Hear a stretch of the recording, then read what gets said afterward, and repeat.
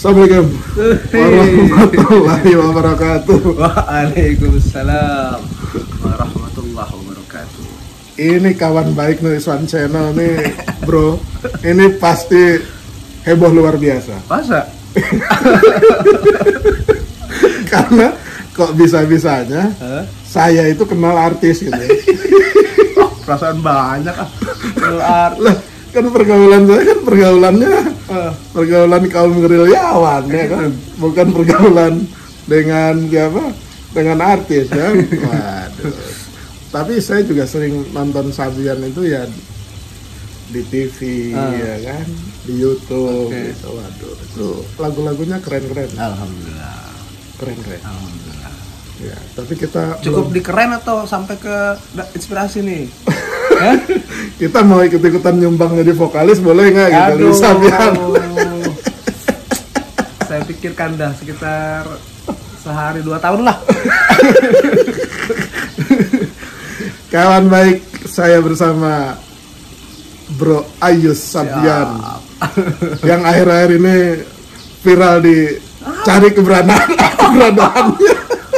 Siapa yang cari saya? Enggak lah. Kita harus sembunyi-sembunyi juga ini gitu. ngobrolnya ya kan, cari tempat yang sembunyi ya kan. Soalnya pasti dicari-cari wartawan infotainment melulu. Enggak. Tapi ngomong-ngomong itu soal panggilan yang sama pernikahan itu gimana tuh? Gila, baru mulai udah kesini loh. Aneh loh. Jadi Bro Ayus, saya pengen tahu juga itu kan. Beneran tuh manggil yang Kemarin kan nanya itu di telepon dia enggak. Di sini ditanya.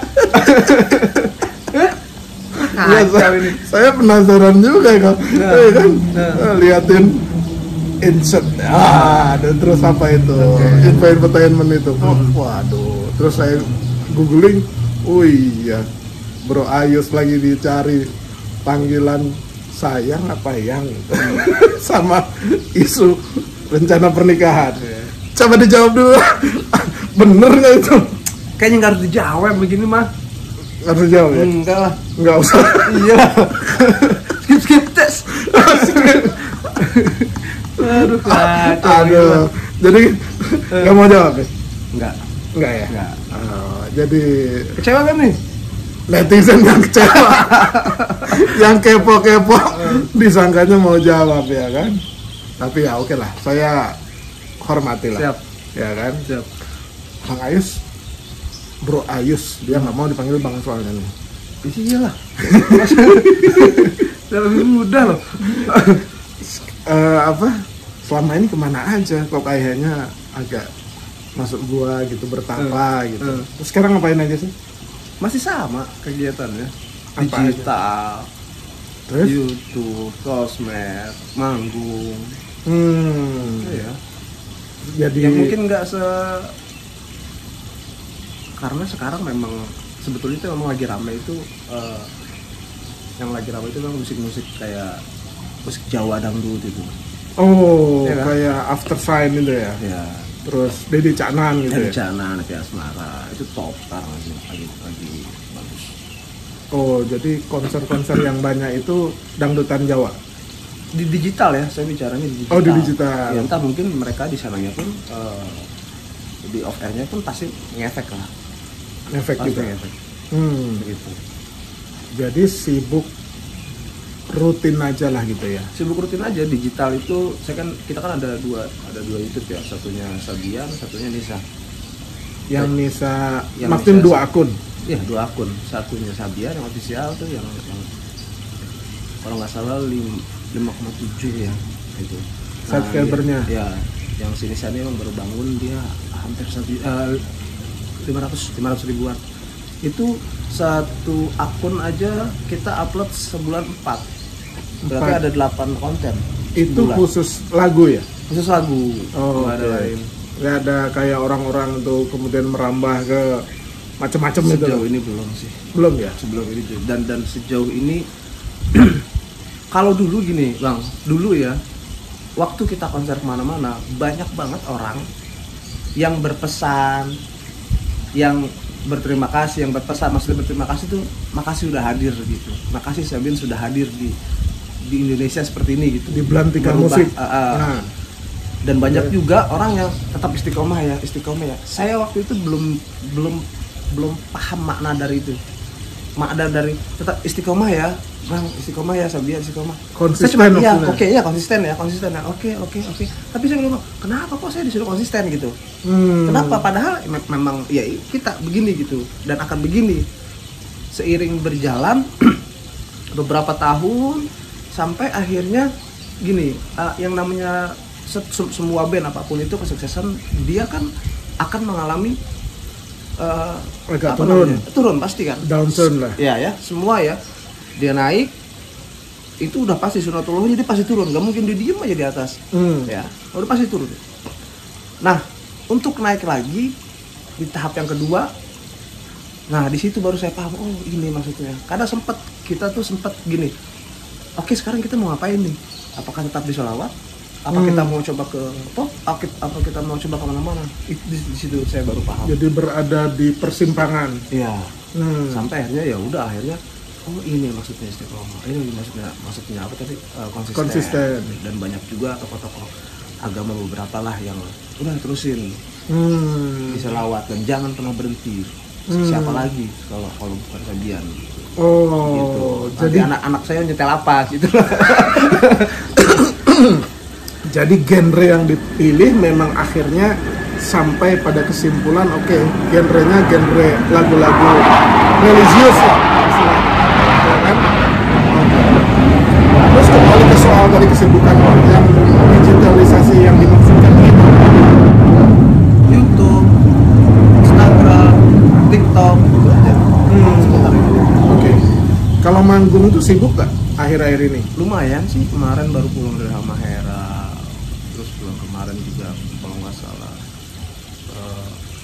ada Bandung, ada Celebrity Portal, ada kemana lagi tuh kalau nggak salah ada 4 titik waktu itu kita. Terus? Kalau di bulan kemarin, dan ini juga ada beberapa, besok saya juga mau berangkat ke Pandeglang. Terus Pandeglang tuh kampung saya. iya. Serius ya?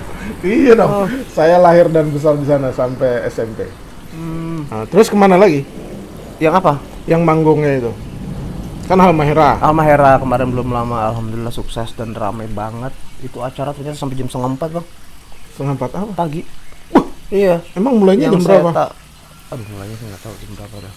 Pokoknya saya aja jam 12 kalau nggak salah baru naik. Oh itu karena memang acara di sana itu katanya sih jarang hiburan. Katanya. Makanya sekali hiburan tuh bisa sampai jam segitu. Tapi 3:30 mereka kan di sini jam berapa itu? 1:30 lah. Oke. Iya kan? Kan beda 2 jam kan? Iya. Sebulan itu rata-rata manggung berapa kali? Kurang lebih 4. Seminggu ya? 1 lah. Memang diatur seperti itu. Sementara kita atur seperti itu. Karena kita tuh pernah ngalamin sebulan itu lebih dari 10, sampai akhirnya kita batasin di 10. Dan di saat itu akhirnya digital kita jadi terbengkalai. Nggak tergarap. Akhirnya apa? Kita bawa alat setiap kali keluar kota, recording di sana.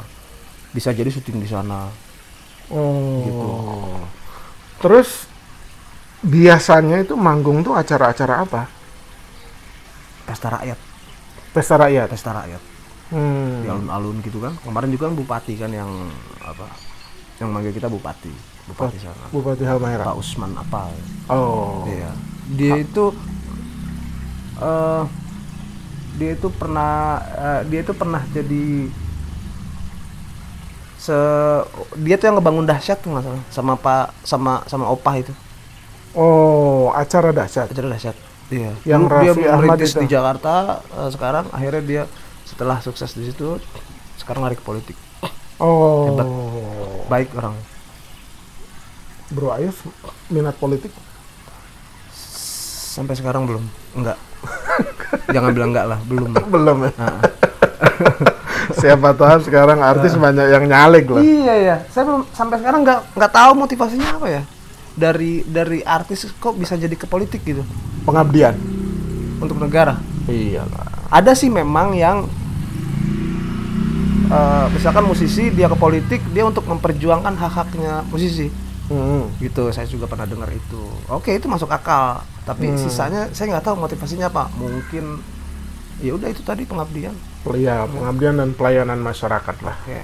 Ya masa kita berprasangka buruk artis masuk politik kan nggak mungkin juga. Enggak lah, enggak pikir saya. Cuman saya pikir motivasinya apa gitu. Apakah memang dulu itu udah jadi cita-citanya dia, sampai akhirnya ya udah ngeband hanya jadi batu loncatan atau yang entahlah. Tapi saya nggak pernah kepikir ke sana gitu.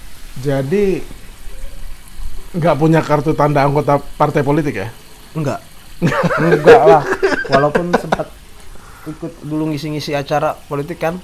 Oh, gitu. Pada saat kampanye-kampanye atau acara partai. Iya. Kalau itu sih boleh ya. Itu boleh aja. Mau maksudnya? Mau aja lah. Nggak milih misalkan, wah ini partai nggak seideologi gitu. Enggak ya. Okay. Justru kalau kita ambil semua, ya udah netral jadi kan. Kita nggak ngambil satu partai aja di situ. Oke. Jadi saya ingin tegaskan kembali nih, kalau Sabdian itu kan kalau benchmark mungkin ada yang namanya grup Wali ya. Oke. Wali itu ya salawat juga, tapi juga bikin lagu-lagu popnya juga kan? Iya. Dia pop religi sih, lebih ke pop religi dia. Kalau Sabdian salawat. Nggak akan rencana nambahin portofolio lagu ke pop religi? Pop religi udah ada beberapa. Udah ada juga? Udah ada. Oke. Itu proses kreatif kan pasti orang bilang otaknya Sabian ini ya Bro Ayus ya. Mungkin lah pandangan orang, tapi kita bareng-bareng lah. Nah, proses kreatif menciptakan lagu itu dari Bro Ayus atau dari teman-teman yang lain juga? Iya. Proses itu dari saya. Bukan dari saya. Enggak bareng-bareng? Enggak ya? Ada dua lagu. Ada dua lagu yang bareng-bareng. Bareng-barengnya nggak bareng, cuma berdua lah gitu. Dia punya not, tapi lirik apa? Terus saya buatin liriknya jadi religi gitu. Itu sejarahnya lahirnya Sabian tuh gimana sih? Bisa cerita nggak? Bisa. Singkatnya adalah di tahun 2015 saya bentuk. Waktu itu saya cuma berdua. Awalnya sendiri ya. Awal saya sendiri. Saya coba ajak satu orang untuk ngurus job.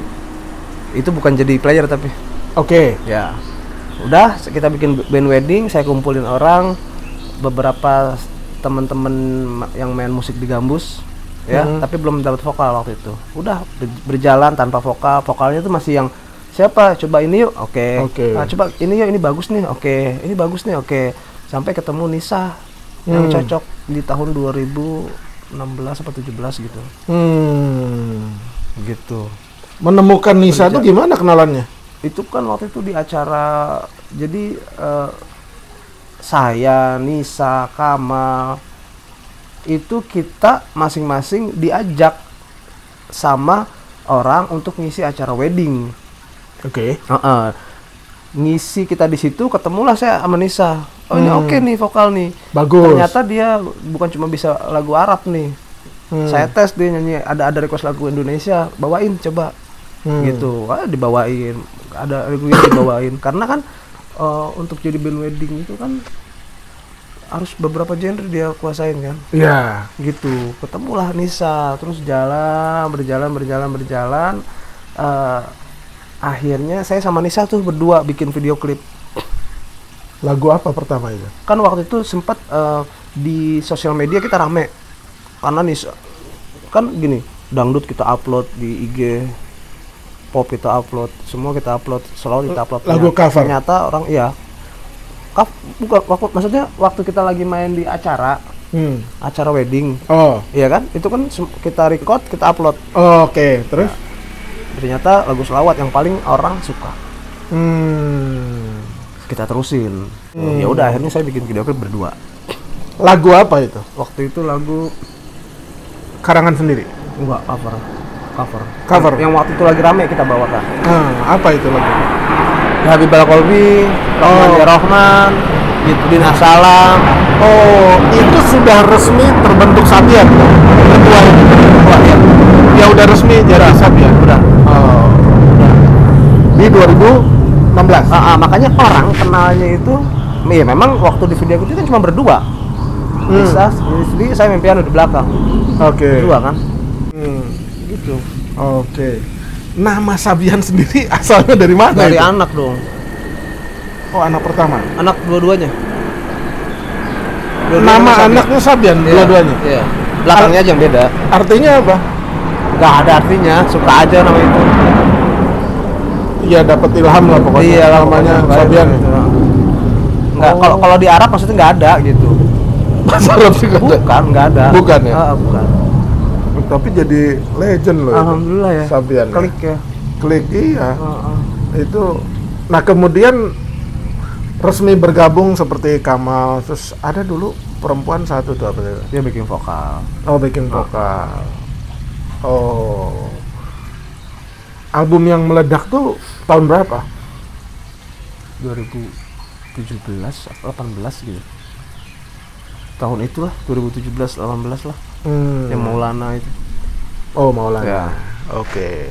Ya itu kan di Habib Kolbi, ya Dina Salam, Jamalu, ya Asiko. Baru saya beranikan diri untuk mengeluarkan ya Maulana itu. Alhamdulillah diterima. Dan sekarang viewernya alhamdulillah paling tinggi. Yang mana? Ya Maulana. Maulana kalau nggak salah, udah nyampe 400 belum ya?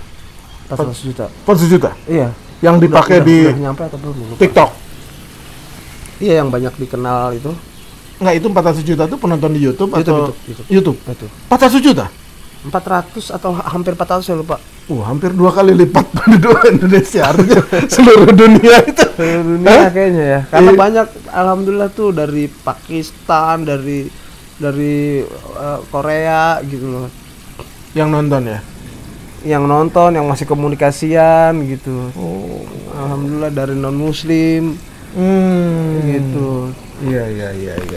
Dan setelah itu, setelah Sabian keluar baru bermunculan tuh bang, alhamdulillah penyanyi sholawat, penyanyi bermunculan, lebih banyak lagi. Dulu emang udah ada, cuman setelah Sabian ini muncul, akhirnya banyak orang yang penyanyi sholawat, penyanyi gambus itu bermunculan.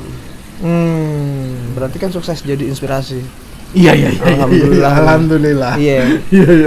Jadi bagian berterima kasih gitu. Makasih Sabian udah mengenalkan gambus di Indonesia, sudah mengenalkan sholawat, anak-anak jadi pada kena, jadi pada suka dengerin gitu.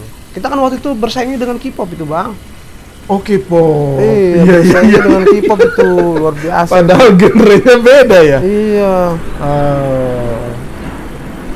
K-pop, BTS dan yang lain-lain lah itu. Iya, waktu itu sempet. Makanya banyak orang, pernah loh kita lagi manggung, bapak-bapak itu lari teriak-teriak. Cuma mau bilang terima kasih. Terima kasih sudah, apa ya bahasanya dia ya? Sudah hadir lah atau apa gitu ya. Dan itu membuat Sabian tuh bersyukur ya. Bersyukur alhamdulillah bisa jadi inspirasi gitu bang. Iya. Terus itu kan banyak keluar masuk tuh anggotanya. Iya. Yang kemudian juga bikin grup-grup sendiri kan. Oke. Itu kan memang alamiah grup band itu keluar masuk ya, retak-retak sedikit ya kan. Itu menghadapi itu Bro Ayus gimana? Saya kan main musik dari 2000 berapa ya, 2002 apa ya, 2003 gitu. Jadi yang kayak gitu biasa. Biasa, kecuali Nisa kan baru ngeband di Sabian. Ketika terjadi seperti itu, dia agak kaget aja. So begini ya, jadi keluar masuk seleksi alam lah. Nggak bisa dihindari itu.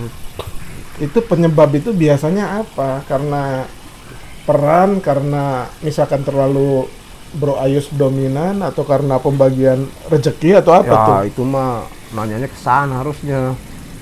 Jangan ke saya. Kenapa lu keluar gitu kan? Iya. Nanyanya ke sana. Iya. Tapi kan mereka sebelum keluar Ketidakcocokan aja kalau saya ngerasanya. Ketidakcocokan dia di sini gitu. Mungkin dengan kepemimpinan saya, mungkin dengan entah apanya lah gitu. Iya. Gitu. Tapi dengan orang-orang yang keluar masuk itu hubungan baik. Maksudnya silaturahmi atau masih ada komunikasi atau enggak tuh? Ya belum lama juga. Kalau komunikasi seperti apa chat, telepon yang enggak sih.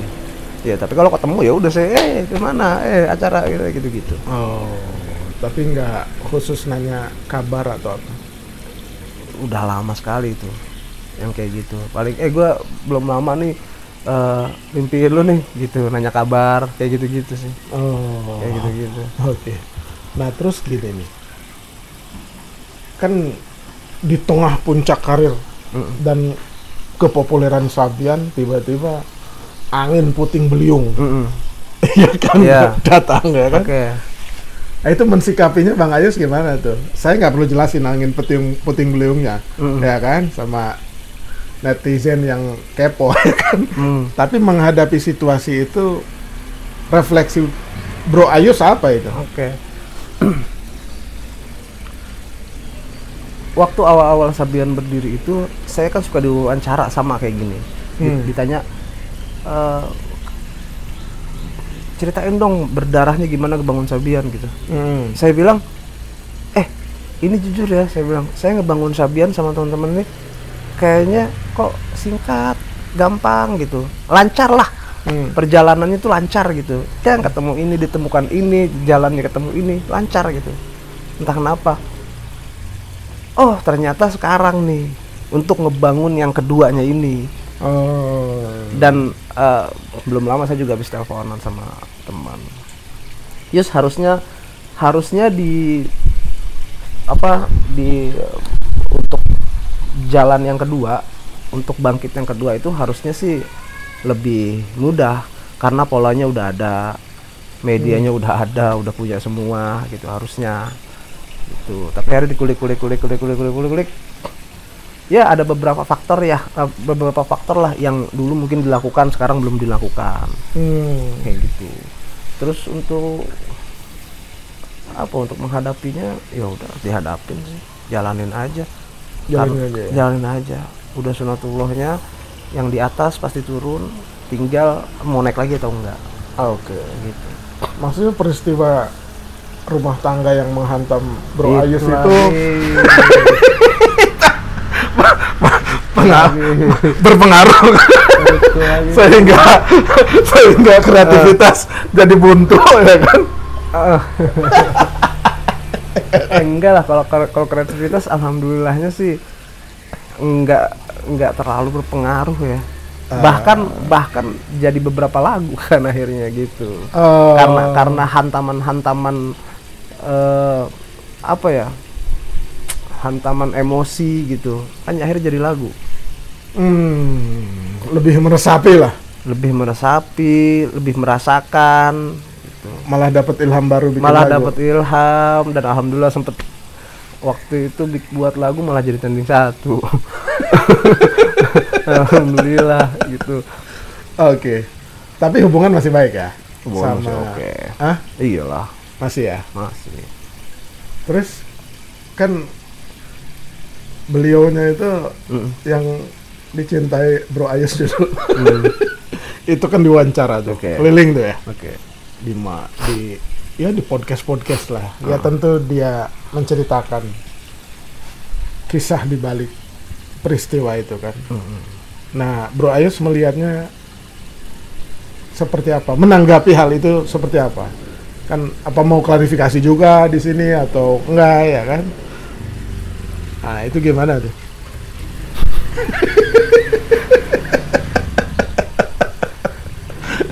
Ya dijawab aja sesuai dengan. Kalau di telepon nggak ada pertanyaan ini ya.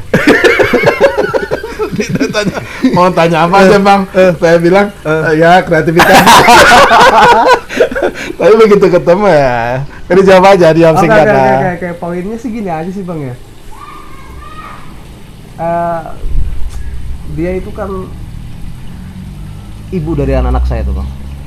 Dua itu ya? Iya. Dia itu ibu dari anak saya. Jadi apapun itu saya hormati. Itu jawaban yang bijaksana sekali. Nggak ada tambahannya? Nggak usah. Nggak ada sih. Karena saya juga nggak nonton, Bang. Oh, nggak nonton? Nggak. Oh. Mau ditanggapi apa? Gitu. Iya betul juga sih. Yang penting hubungan baik dan Insya Allah demi anak. ketemu anak rutin berarti ya? Insya Allah rutin, nganter sekolah, jemput sekolah, nganter les bola gitu. Jadi tanggung jawab Ada sebagai nganter ngaji. Tanggung jawab sebagai bapak. Insya Allah masih Allah kasih waktu tuh buat itu. Plus transferannya lah. Iyalah. Iyalah, masa Ada loh, Pak, ada juga loh laki-laki yang tidak bertanggung jawab loh. Oh ya, Ada loh.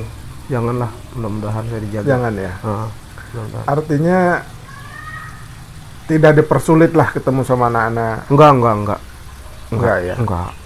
Kapanpun gitu. Iya. Kapanpun. Makanya kita nggak ada tuh perjanjian nggak ada. Enggak ada ya. Nggak ada. Kapanpun kita mau ketemu, kapanpun saya mau ajak jalan, kapanpun dia mau ajak jalan, kapanpun kita mau jalan bareng, oke aja. Oke aja. Gitu. Nggak ada masalah. Nggak ada masalah. Alhamdulillah. Oke. Ya mudah-mudahan sih baik terus, kan itu memang sudah menjadi suratan takdir. Iya. Iya kan? Gitu. Tangan saya udah mulai berlipat nih. Tanda psikologinya apa nih? Oke, kita pindah lagi. Biar saya buka lagi nih coba. Enggak, itu bisa belajar main keyboard, piano, gitar segala macam tuh otodidak atau? Otodidak, keadaan dulu Bang yang memaksa saya. Maksudnya keadaan? Jadi dulu itu kan saya ikut satu grup, ya kan? Grup itu pecah tuh. Akhirnya dia nggak punya main keyboard. Saya belajar sekitar 1 atau 2 bulan saya belajar. Udah habis itu langsung diajak manggung di Tasik kalau nggak salah. Jadi nggak pernah kursus? Enggak, kursus enggak. Diajarin aja sama temen. Oh, pemain Chord dasar gitu, chord dasar ini itu. Sisanya ngulik sendiri. Bisa baca not balok? Sedikit. Not balok enggak begitu sih, enggak sih. Paling not angka ya. Pakai angka. Ya. Jadi gimana proses mengarang lagunya itu kalau nggak harus yang ngelamun dulu gitu ya? Oh, oke. Kalau mengarang lagu lebih banyak di luar ya, di perjalanan. Kayak yang Maulana saya buat waktu itu di motor gitu. Di motor? Iya, lagi jalan di motor. Terus saya duduk ke taman kayak gitu-gitu. Terus langsung ditulis? Iya. Begitu dapat ilham gitu di motor, berhenti langsung ditulis? Enggak ditulis, di record aja pakai HP gini. Oh, oke. Langsung. Terus setelah jadi harus nyocokin lagi tuh sama Nisa. Workshop lah. Nyesuaiin dengan karakter vokal Nisa. Jadi ada beberapa yang harus dirubah. Bahkan ada kata yang harus dirubah karena diucapinnya kurang enak gitu misalkan. Ya udah, berjalan, udah oke, Nisa udah oke, nyaman nyanyinya, nyaman, oke. Ya udah jadi bungkus langsung buat gitu. Oke. Sesimpel itu ya? Harusnya sih iya. Dapat ilhamnya, terus cari komposisi. Kalau lagi nggak ada ilham harus cari itu Bang saya. Harus cari. Misalkan contoh, saya lagi nggak ada inspirasi apa, saya ngobrol aja sama temen. Kayak contoh ada lagu lagu tentang orang tua. Nah, itu kan cerita dari Kamal gitu, cerita dari teman kita. Terus ada lagi yang Sukronillah, itu ceritanya Nisa sebetulnya. Sukronillah, dia itu lagu itu terbuat karena waktu itu Nisa mengalami fase yang mana kebebasannya kan direnggut kan. Dia nggak bisa ini, dia nggak bisa itu, dia biasanya jalan bebas, dia biasanya mau ini, kayak sekarang itu susah waktu itu. Gitu sampai akhirnya dia ya Allah gitu, oh mau nggak mau deh tuh. Karena kemana-mana ada orang minta foto lah, apa segala macam ya. Itu luar biasa, dia mungkin mengalami fase yang ya Allah gitu. Ternyata jadi superstar tuh nggak enak gitu. Iya, superstarnya enak Bang. Tapi kebebasannya itu yang hilang. Iya hilang. Popularitas merenggut kebebasan kan, dan Iya, dia iya, harus iya. terima itu. Ya udah, bro jadilah lagu Syukronillah. Oh. Emang Bro Ayus ngerti bahasa Arab ya? Ah sedikit lah, nggak banyak lah. Nggak, dulu pesantren ya? Pesantren Oh, pesantren di mana dulu? Purwakarta. Oh, Purwakarta. Ya basic bahasa Arab ngerti lah ya. Sedikit banyak ngerti. Sholawat juga kan nggak asing kan, dari kecil kan dengar sholawat. Tapi kalau bikin lagu bahasa Arab ya, itu ada tempat konsultasi untuk memastikan Ada. bahasa Arabnya bener apa enggak? Iya Gitu. lah, ada. Ada ya? Ada. Itu ke guru-guru misalnya. Atau Kadang ahli bahasa guru, Arab. kadang teman, kadang guru, kadang temen gitu yang dia paham betul ini bahasa Arab amiyah, bahasa Arab jalanan gitulah, bahasa Arab slang lah ya. Ini bahasa Arab yang justru yang kaku kan nggak malah jarang dipakai di lagu-lagu bahasa Arab, kecuali sholawat. Oke, nggak terasa nih, pasti udah lebih dari 30 Udah menit. berapa ya? lama ini Bang? 30 menit. Bro Ais udah bersikap serius, bersiap untuk menanggapi pertanyaan yang lebih serius. Terakhir, Bro Ais, ke depan rencana Sabian dan Bro Ayus yang menyangkut musik tentu saja ya, bukan menyangkut rencana resepsi ya kan. Ini rencana ke depan Sabian mau ngapain? Mau ngapain? Masih sama. Kita harus mempertahankan konsistennya itu. Pokoknya insya Allah digital kita akan terus suguhkan gitu. Baik lagu-lagu sholawat-sholawat yang sedang viral atau yang belum banyak orang tahu atau saya buat sendiri gitu. Terus manggung masih jalan terus gitu. Tapi harus ditata bener supaya digitalnya nggak putus. Oh, waktu itu sempat Sabian dikontrak sama salah satu restoran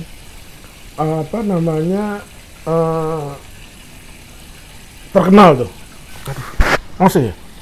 Mana ya? Restoran inilah apa? KFC apa? McDonald. Oh, KFC waktu itu ini kita jual album fisik kerjasama. Alhamdulillah tuh Bang, Bagus ya? bagus sekali. Kalau nggak salah nyampe nggak ya waktu itu 1 juta ya, 1 juta keping ya, lupa ya. Oh ya? Luar biasa juga itu. Yang nyampe 1 juta keping itu banyak. Oh, Iya banyak. Tapi yang dijempolin sama mereka itu durasinya cepat. Gitu. Berapa lama itu? Nggak inget saya. Nggak inget Lama, ya? udah lama itu. Tahun 2000 berapa? 18 apa? Nah, kontrak seperti itu belum ada lagi tuh ya? Sempet waktu itu hampir, cuman kayaknya waktu itu karena belum bisa ya, karena kecepetan gitu. Habis kontrak, habis buat terus besok kontrak bikin lagi, kayaknya waktu itu karena itu deh. Oke.